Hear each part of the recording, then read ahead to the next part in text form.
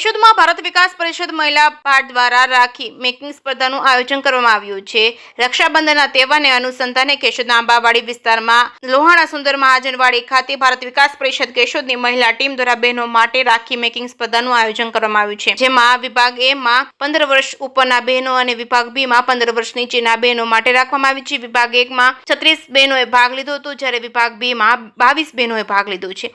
આ સ્પર્ધામાં કાગળ, લોટ તેમજ મોતી, અનાજ, કઠોળ, પ્લાસ્ટિક તેમજ ઊન જેવી વસ્તુઓમાંથી રાખડી બનાવવામાં આવી હતી। રેડીમેડ વસ્તુઓ વાપરવાની મનાઈ હતી અને આ સ્પર્ધામાં સંયોજક તરીકે કંચનબેન ગજેરા, શારદાબેન રાખોલિયા, ઉષાબેન સોલંકી, ગોપીબેન તેમજ દ્વારા રાખવામાં આવી હતી। નિર્ણાયક તરીકે ભૂમિકા કન્યા વિનય મંદિરના વર્ષાબેન સ્નેહલબેન તેમજ એ બજાવી હતી। આ સ્પર્ધામાં વિભાગ એ માં પ્રથમ સોલંકી આસ્થા, દ્વિતીય સ્થાને પીઠવા વિવાહ, જ્યારે તૃતીય સ્થાને રાખોલિયા ધાર્મી આવ્યા હતા।